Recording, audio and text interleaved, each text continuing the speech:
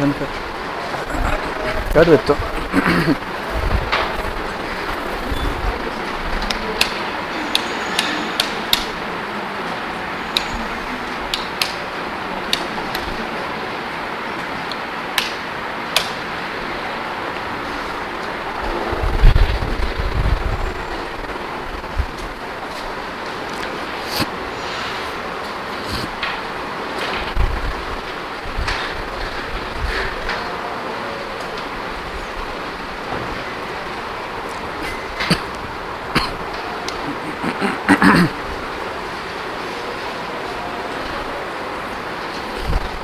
ये class basically छोटा सा टॉपिक है हम लोगों का, आई थिंक सो 15-20 मिनट का है, ठीक है।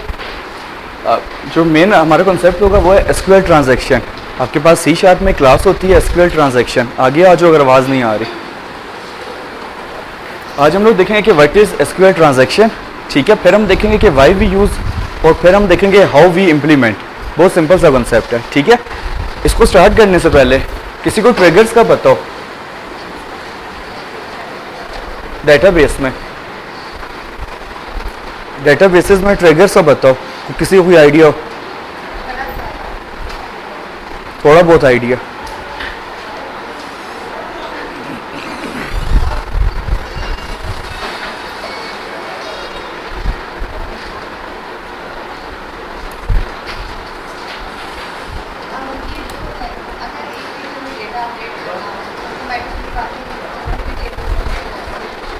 यस बिल्कुल।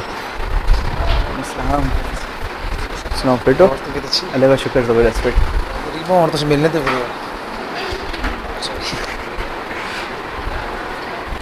बेसिकली ना ट्रिगर्स का ये कॉन्सेप्ट होता है कि आप लोगों ने एक टेबल के अंदर अपडेट परफॉर्म किया, तो आप चाहते हो कि उसका इफेक्ट किसी और टेबल के ऊपर भी हो, ठीक है। तो ट्रिगर्स आप लोग बना सकते हो। इसी तरह होता है कि अगर आप एक टेबल में इंसर्ट परफॉर्म कर रहे हो, तो मैं कहता हूँ जब ये इंसर्ट परफॉर्म हो तो दूसरे किसी टेबल में अपडेट परफॉर्म हो जाए, ठीक है ना। अगर आपने कुछ इस टाइप का काम करना हो तो आप लोग ट्रिगर्स को यूज़ करते हो। एग्जांपल देना चाह रहा हूँ, बहुत सिंपल सी है। आपके पास जो हमने केस स्टडी पढ़ी थी उसमें एक सेल्स का टेबल था, याद है, एक परचेज का टेबल था। अच्छा सपोज करो मैं इसमें एक और टेबल बना देता हूँ रिमेनिंग स्टॉक का, जो हमने नहीं बनाया हुआ था।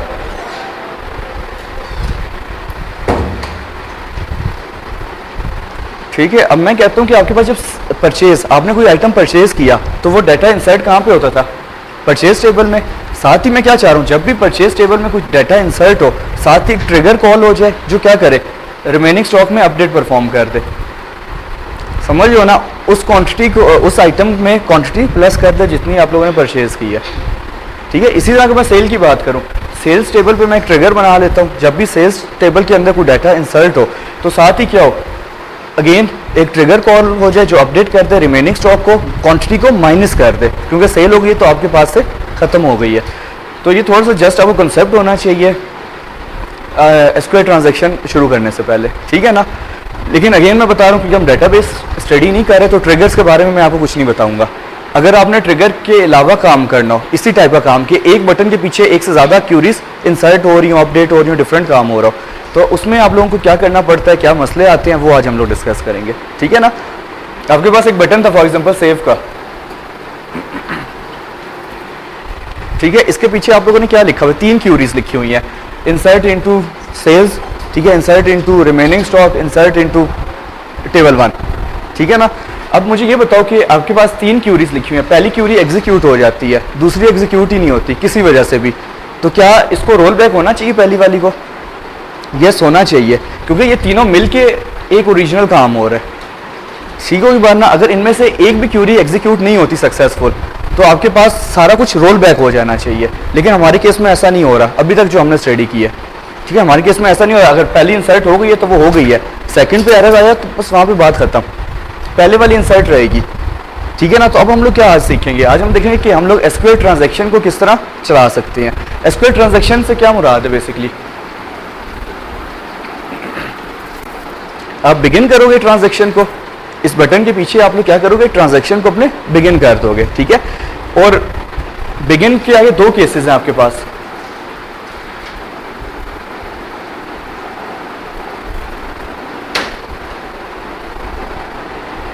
दो कौन से केसेस हैं, या कमिट कर सकते हो या आप रोल बैक कर सकते हो। ठीक है बात ना।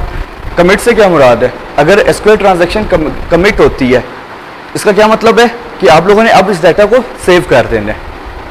फॉर एग्जाम्पल आपने कमिट कहाँ पे लिखा, इन तीनों क्यूरीज के बाद कमिट लिखा, तो कमिट का मतलब क्या है, अगर ये तीनों क्यूरीज चल जाती हैं सक्सेसफुल विदाउट एरर, तो आपके पास क्या होगा, कमिट हो जाएगा, ये तीनों सेव हो जाएंगी। अगर आप रोल बैक कर देते हो कहीं पे भी, ठीक है, तो रोल बैक से क्या मुराद है, जितनी मर्जी इंसर्ट हुई हो वो सारा डाटा वापस डेटाबेस में से खत्म हो जाएगा, रोल बैक हो जाएगा। ठीक हुई बात ना। तो कहीं पे भी एक्सेप्शन आएगी तो आप एक्सेप्शन के केस में क्या करोगे, रोल बैक परफॉर्म कर दोगे। ठीक है, तो ये मेन एक कंसेप्ट है छोटा सा, इसके बारे में होना चाहिए। पहले आपको प्रॉब्लम मैं डिस्कस कर लेता हूँ यहाँ पे प्रोग्राम में बना के, ठीक है, उसके बाद हम लोग देखते हैं कि आप लोग कैसे इसको यूज़ कर सकते हो।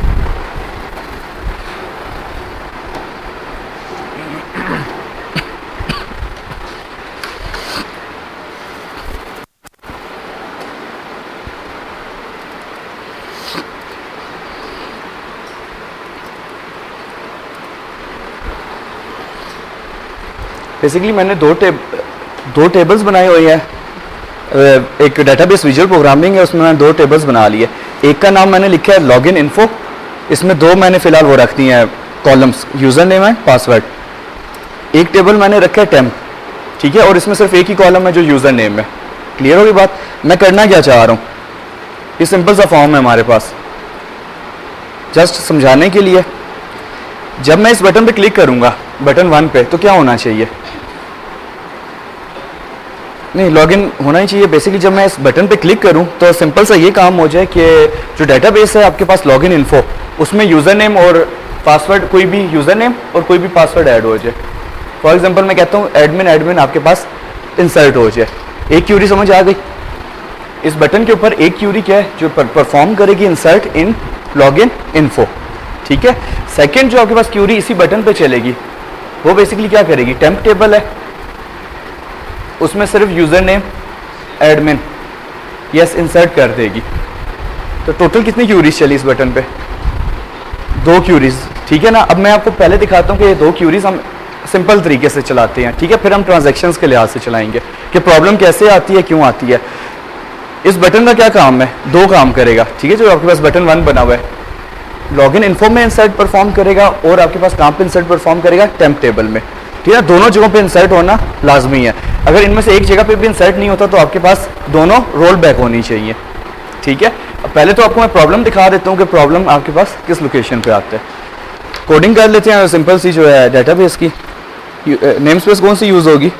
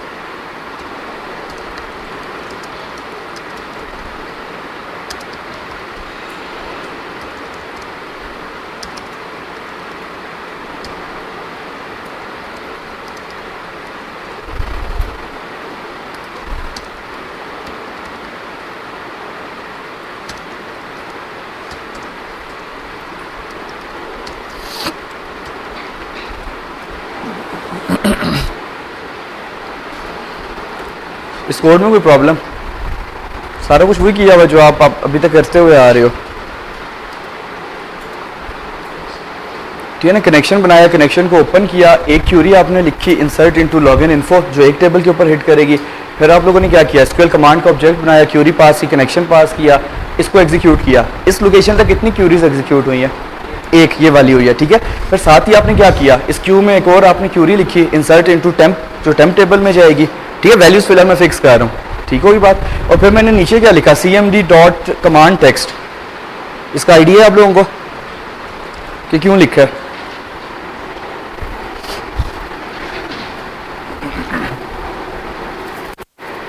cmd डॉट कमांड टेक्स्ट क्यों लिखा? देखो cmd का ऑब्जेक्ट मैं बना चुका हूँ या नहीं? अगर आप ये गौर करो तो cmd का ये ऑब्जेक्ट बना, इसमें पहला पैरामीटर क्या जाता है, क्यूरी आपके पास जा रही होती है, दूसरा आपके पास कनेक्शन जा रहा होता है। ठीक है बात ना। अब साफ सी बात है, मैं दोबारा नहीं इस ऑब्जेक्ट बना रहा। जब मैं दोबारा ऑब्जेक्ट नहीं बना रहा तो मुझे क्या करना पड़ेगा, क्यूरी तो बदलनी है ना।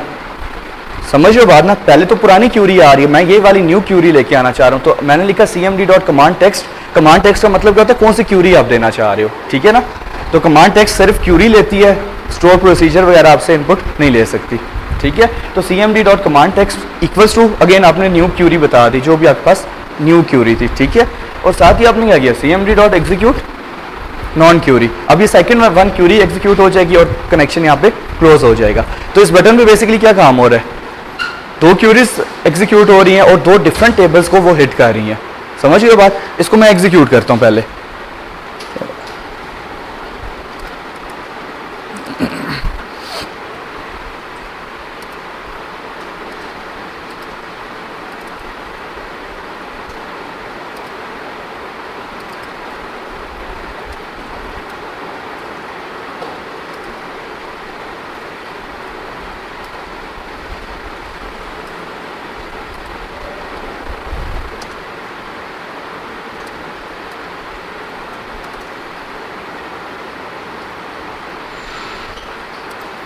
अभी बेसिकली यूजर इन दोनों टेबल में डाटा कोई भी नहीं आया हुआ। ठीक है, अब एक बार इसको एग्जीक्यूट करते हैं, देखते हैं डाटा आता है कि नहीं आता।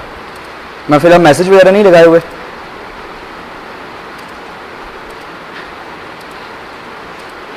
ठीक है, एडमिन आ गया। अब इसमें भी बेसिकली एडमिन और एडमिन आना चाहिए आपके पास।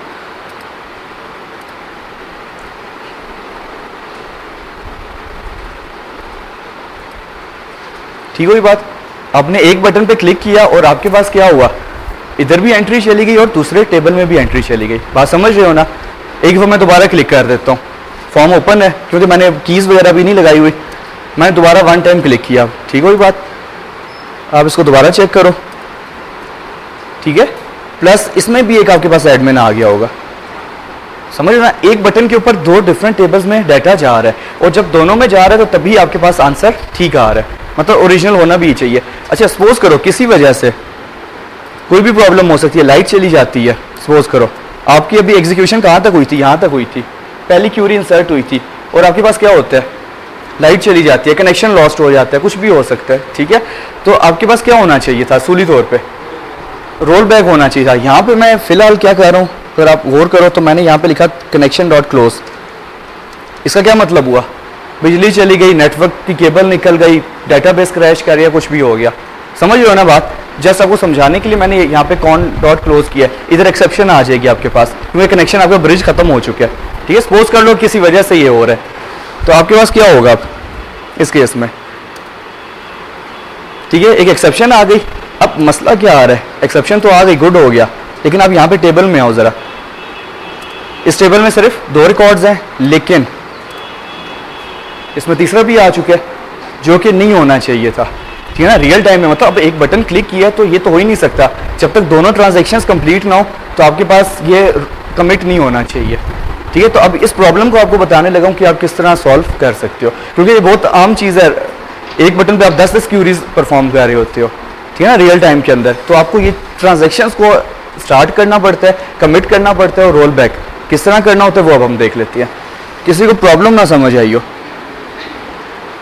बहुत रियल टाइम प्रॉब्लम है। ठीक हुई बात ना, जैसा कि वो टेबल वाली एग्जांपल दी थी मैंने, टेबल और इंचेस और फीट्स आ रहे थे ऊपर, जिन्होंने असाइनमेंट में खुद किया था, तो अक्सर आपके पास चीज़ों के नाम आ जाते हैं इस तरह।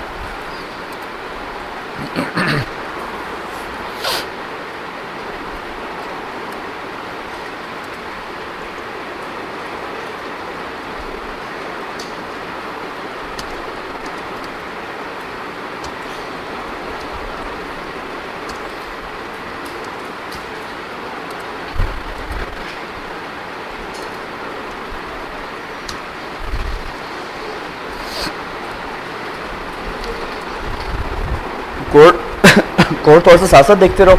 यहाँ पे मैंने कनेक्शन क्लास बनाई, ठीक है ना, ऑब्जेक्ट बनाया, कॉन डॉट ओपन किया, यहाँ तक तो वो सेम काम कर रहे थे, ठीक है। अब यहाँ पे मैंने देखो क्या किया, कनेक्शन कॉन जो बनाया हुआ है डॉट बिगिन ट्रांजेक्शन, कि इस कनेक्शन के ऊपर मैंने क्या परफॉर्म कर दिया, एक ट्रांजेक्शन को बिगिन कर दिया। अब इसका मतलब ये है कि ये उस वक्त तक डेटाबेस में सेव नहीं करेगा डाटा जब तक हम इसको कमिट नहीं कर देते।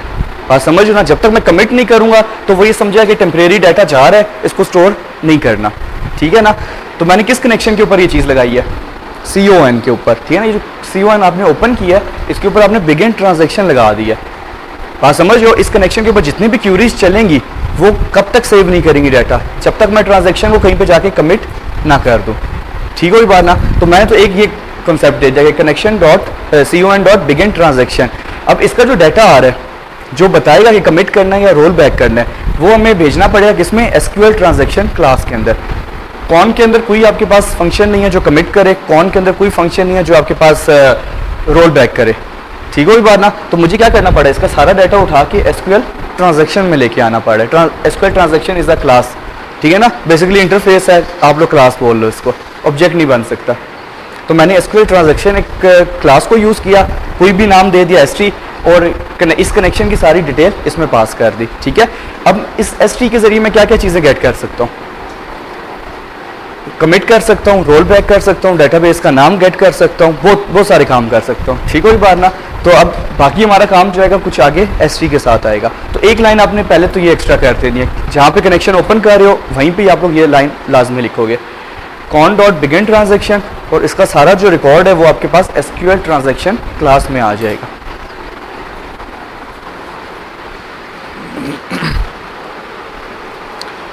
आगे आप लोगों ने वही क्यूरी लिखी, ठीक है ना, जो भी आपने पहली क्यूरी लिखनी थी। अच्छा, अब ये आपको एग्जीक्यूट नहीं करने देगा। अगर मैं इस स्टेज पे आके इसको एग्जीक्यूट करता हूँ, वो कहेगा कि ट्रांजैक्शन बिगिन हुई है, ट्रांजैक्शन बिगिन हुई है, लेकिन CMD को आपने ट्रांजैक्शन नहीं बताई, ठीक है, तो वो आपको ये एग्जीक्यूट करने ही नहीं देगा, आपको इस लाइन पे एरर आ जाएगा। एक बार चेक कर लेते हैं।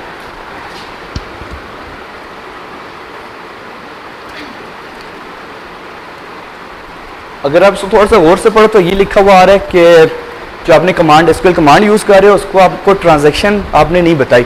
ऊपर आप कनेक्शन को ट्रांजैक्शन बता चुके हो, लेकिन आपने CMD को नहीं बताई, तो CMD को भी बतानी पड़ेगी कौन सी ट्रांजैक्शन इसके साथ एसोसिएट हो रही है, ठीक है। तो यहाँ पे तो वो एरर इसलिए आ रहा है। तो आप यहाँ पे क्या करो, एक सिंपल सी लाइन लिखोगे, जहाँ पे CMD बनाया हुआ है आप लोगों ने, उसके नीचे लिख दो CMD और ट्रांजैक्शन इक्वल्स टू, ट्रांजैक्शन का नाम क्या था ऊपर, ST, तो आप यहाँ पे ST लिख दो। अब आपने क्या किया, इस CMD में जो कनेक्शन पास कर रहे हो, सबसे पहली चीज़, ये कनेक्शन किसके साथ एसोसिएट है, ट्रांजैक्शन के साथ, प्लस आपने साथ ही क्या बोल दिया, ये CMD भी जो है इस कौन सी ट्रांजैक्शन के साथ एसोसिएट होना चाहिए, जो ऊपर हमने बनाया है ST। यहाँ तो बात समझ आ गई, ये चीज़ हो गई। बाकी सारा कुछ आपके पास वही रहेगा, कहीं पे आपको चेंज करने की ज़रूरत नहीं है। CMD में बस एक दफ़ा ये ट्रांजैक्शन दे दी, बाद में आपको देने की ज़रूरत नहीं है। 2 चेंजेस की अभी तक, कोई मसला है यहाँ तक। मैं इसको एग्जीक्यूट करता हूँ। मुझे बताओ डेटाबेस में इस टेबल में कितने हैं, 3 रिकॉर्ड्स हैं, इसमें कितने हैं, 2 रिकॉर्ड्स हैं, ठीक है। मैं इस बटन पे क्लिक कर रहा हूँ, वो मैंने कनेक्शन क्लोज किया था, वो मैं ख़त्म कर लूँ। वैसे भी नहीं आएगा, वो वही चीज़ बतानी है आपको। मैं एक दफ़ा दोबारा इसको एग्जीक्यूट कर लेते हैं। इसमें 2 रिकॉर्ड्स हैं और इसमें 3 है, ठीक है। अब मैं यहाँ पे इसको दोबारा चला रहा हूँ, सक्सेसफुल चल गया, क्लिक हो गया, ठीक है। अब मैं वापस आता हूँ डेटाबेस में। अब देखना है मज़े की चीज़, स्टिल 3 रिकॉर्ड्स, स्टिल 2 रिकॉर्ड्स। आपको मैंने क्या बोला था, जब बिगिन ट्रांजैक्शन होगी तो जब तक कमिट नहीं करोगे तब तक वो डेटाबेस में सेव नहीं करेगा। लॉजिक समझ रहे हो ना, तो वो आपको सेव करने ही नहीं देगा। तो हम चाह भी ये रहे हैं, जब तक सारे आपके पास सीक्वेंस में चल ना जाए तो कमिट होना भी नहीं चाहिए। आपने अब यहाँ पे क्या काम करना है, आपकी आखिरी क्यूरी कहाँ पे लगी हुई है, ये वाली है ना, इंसर्ट इनटू टेम्प। जब ये एग्जीक्यूट हो जाएगी, कनेक्शन क्लोज करने से पहले आप करोगे ST, वो जो ऊपर आप लोगों ने बनाया था, ठीक है, dot commit, ST dot commit करोगे। अब ये ST डॉट कमिट कब चलेगा, जब ये सारी लाइन जो है आपके पास एग्जीक्यूट हो जाएंगी सक्सेसफुल। तो इस लाइन पे आके वो क्या कर देगा, कमिट का मतलब क्या है कि अब आपके पास ट्रांजैक्शन सेव हो जानी चाहिए, चाहे यहाँ पे एरर आए या ऊपर कहीं पे आए, तो आपके पास ऑटोमेटिकली कमिट नहीं चलेगा, वो कहाँ पे चला जाएगा, कैच में। ठीक है ना, कैच में मैंने कुछ भी नहीं लिखा हुआ। अब इसको एक दफ़ा एग्जीक्यूट करते हैं, एक दफ़ा मैंने क्लिक कर दिया, 3 हो गए आपके पास, इसमें 4 होने चाहिए, 4 हो गए। आप समझ रहे हो। अब मैं वापस वही सिनेरियो लेके आ रहा हूँ कि पहली क्यूरी तो चल गई, दूसरी पे क्या हुआ, कनेक्शन क्लोज हो गया, कुछ भी हो गया। ठीक है, तो वो हम सिनेरियो देखते हैं। अब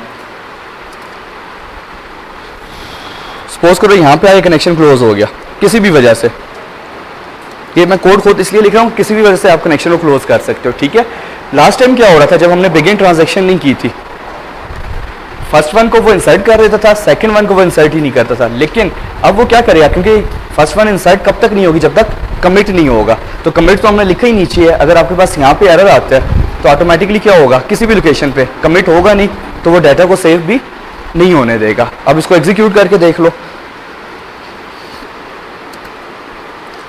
ये आपके पास आया कनेक्शन क्लोज की वजह से। ठीक है, आप डेटाबेस में आओ, इसमें 4 रिकॉर्ड्स हैं, स्टिल 4 हैं। ठीक है, इसमें आपके पास 3 है, स्टिल 3 है। फ़ायदा नज़र आ गया ना। तो आपके पास जो ऊपर से ट्रांजैक्शंस आ रही थी वो उस वक्त तक कमिट नहीं होंगी जब तक कि वो सारी सक्सेसफुल एग्जीक्यूट ना हो जाए। तो होना भी ये चाहिए। अक्सर ये होता है कि आपके पास पहली ट्रांजैक्शन सेव हो जाती है, दूसरी किसी वजह से नहीं होती या तीसरी नहीं होती है आपके पास, तो प्रॉब्लम क्या आती है, डाटा कंसिस्टेंट नहीं होता।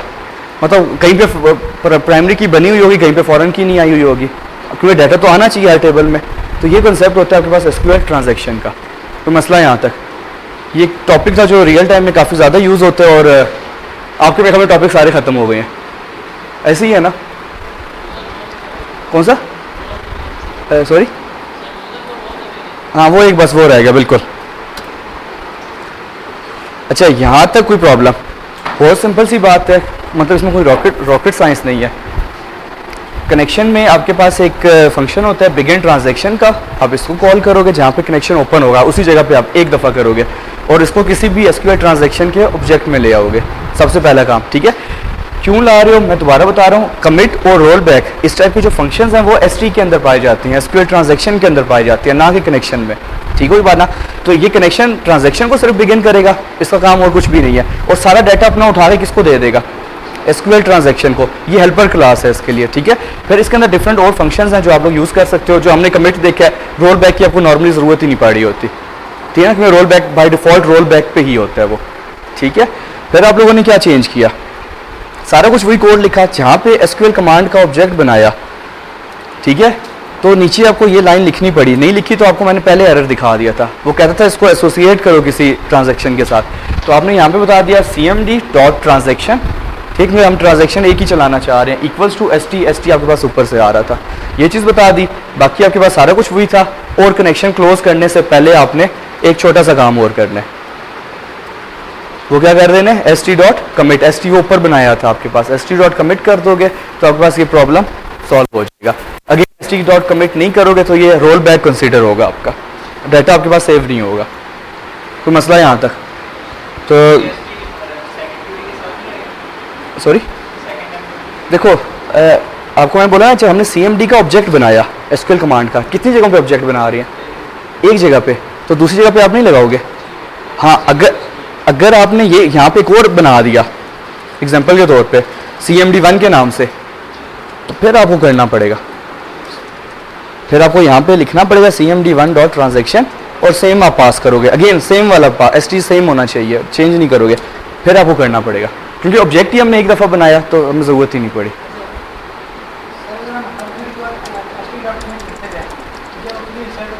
जी, वो होती जाएगी कमिट, बस वहाँ पे वो हो जाएगा, ब्लॉक कर देते हैं। ये आपने लॉग फाइल्स नहीं पढ़ी डेटाबेस में?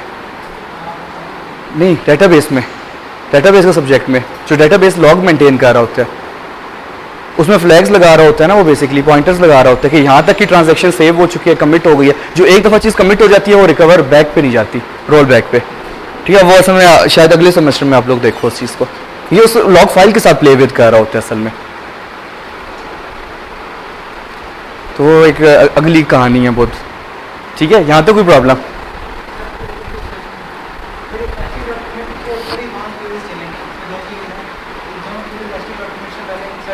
नहीं इंसर्ट हो चुकी होती है। बेसिकली आपके पास पता है क्या होता है, एक टेबल बन रहा होता है जो एसक्यूएल खुद बना रहा होता है, डेटाबेस मैनेजमेंट सिस्टम खुद बना रहा होता है, वो लॉग फाइल कहलाती है आपकी, ठीक है। वो एक टेबल सा होता है, इंडेक्सेस आ रहे होते हैं, बहुत कुछ होता है, ठीक है। अब आपने इंसर्ट परफॉर्म किया, इंसर्ट परफॉर्म किया, इंसर्ट परफॉर्म किया, ये फॉर एग्जांपल 1 2 3 एक सीरियल नंबर चल रहा था, ठीक है। वो साथ मार्कर दे रहा होता है, लास्ट आपके पास जो था वो सपोज करो यहाँ पे था कमिट का, ठीक है। वो कमिट को देख रहा होता है एसक्यूएल मैनेजमेंट सिस्टम जो होता है। अब आपने यहाँ तक कमिट नहीं किया था तो वो इसने इधर भी इंसर्ट किया, इधर भी इंसर्ट किया, इधर भी इंसर्ट किया, लेकिन किसी वजह से लाइट चली गई, कुछ हो गया, तो क्या कमिट इधर लिखा हुआ आया? नहीं है, क्योंकि हमने बिगिन ट्रांजैक्शन की हुई है ना, एक बल्क चलेगा, तो वो ये कमिट कोई भी नहीं हुई हुई आपके पास, तो आपके पास क्या हो जाएगा, वो जब रीस्टार्ट होगा तो वापस अपने आप को इधर ले जाएगा रिकवरी मोड पे। रिकवरी मोड आपको वापस कमिट पे लेके जाएगी। और जो हम आम करते हैं ना एसक्यूएल एग्जीक्यूट नॉन क्यूरी, वो हर क्यूरी के साथ कमिट करते हैं बैक एंड पे, हर एक क्यूरी के साथ वो कमिट भेज रहा होता है, तो इस वजह से वो आपके पास लॉग फाइल में वो चीज़ मेंटेन हो रही होती है, ठीक है। ये कॉन्सेप्ट है।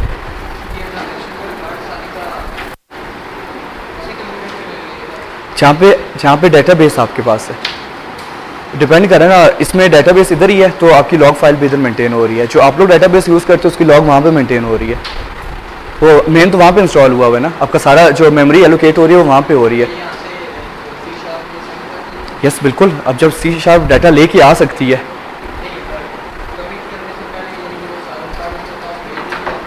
भेज देगी, बिल्कुल वहाँ पे गया हुआ होगा बेसिकली। लेकिन अगर किसी वजह से वो ट्रांजैक्शन कंप्लीट नहीं होती तो उसके पास वो उसमें फ्लैग में चल रहा होता है कि डाटा कुछ इंसर्ट ही नहीं हुआ होगा। जी जी बिल्कुल बिल्कुल करेगी, ठीक है। ये कॉन्सेप्ट है आपके पास एसक्यूएल ट्रांजैक्शन का, जो काफ़ी ज़्यादा यूज़ होता है और बहुत सारे लोग इसको यूज़ नहीं करते रियल टाइम में। जी जी दोनों के लिए। अब देखो आपने इसमें कहाँ पे चेंज किया है, दोनों आर्किटेक्चर में कहाँ पे डिफरेंस आता है। SQL connection same class use होती है, कनेक्शन ओपन सेम होता है दोनों आर्किटेक्चर में, एसक्यूएल कमांड दोनों में बनती है, तो हम यूज़ कहाँ पे कर रहे हैं इसको, CMD के साथ एसोसिएट कर रहे हैं, तो दोनों केसेस में बनेगा। आगे से जाके चेंजेस हो जाती हैं, वो अलग केस है, ठीक है ना। आप जो डिसकनेक्टेड है उसके साथ भी कर सकते हो, क्योंकि मे भी बल्क क्यूरीज जा रही है, किसी वजह से प्रॉब्लम कर जाए तो उसको रोल बैक कर देगी ऑटो, कर सकते हो, ठीक है। ये चीज़ होगी आपके पास। इसके बाद हमारा एक, अभी आप लोग खुद ही प्रैक्टिस करना, अभी हमारा एक ही टॉपिक रह गया, इसके बाद जो मेन है वो है रेगुलर एक्सप्रेशंस, बल्कि दो हैं। एक हम रेगुलर एक्सप्रेशंस को नेक्स्ट में स्टडी करेंगे और हम लोग एक स्टडी करेंगे इंक्रिप्शन डिक्रिप्शन को, ठीक है बात। इसके अलावा एक टॉपिक और आपने बताया हुआ है वो हम स्टडी करेंगे, और डेटाबेस से कुछ चीज़ें आपको बताना चाहूँगा, ठीक है, वो नेक्स्ट में हम लोग रखेंगे। फॉर एग्जाम्पल शायद आप लोगों ने पहले किया हो डेटाबेस में, अब मुझे पता नहीं है इसमें डेटाबेस आप किस लेवल तक का आप लोगों ने की हुई है। आपके पास एक कॉलम है नेम का, ठीक है, यहाँ पे बहुत सारे नाम लिखे हुए हैं। फॉर एग्जांपल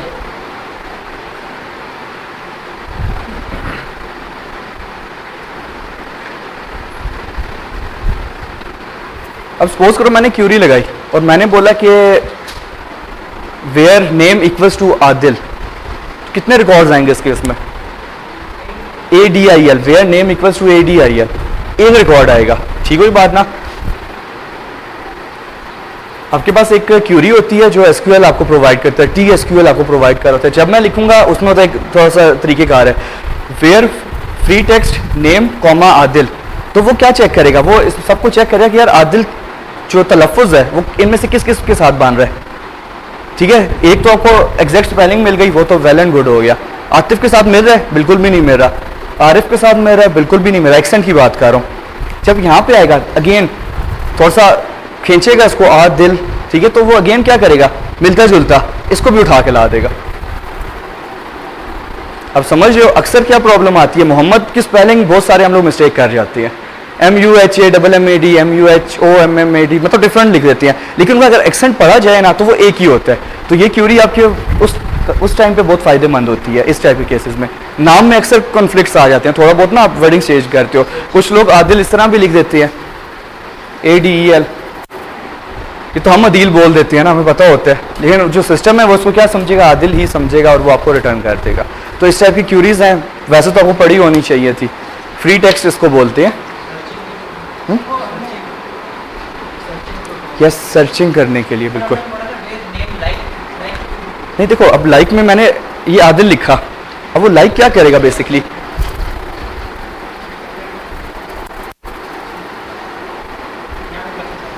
ठीक है, ये चीज़ रिटर्न करेगा, ये चीज़ रिटर्न करेगा, ये तो नहीं ना रिटर्न करेगा।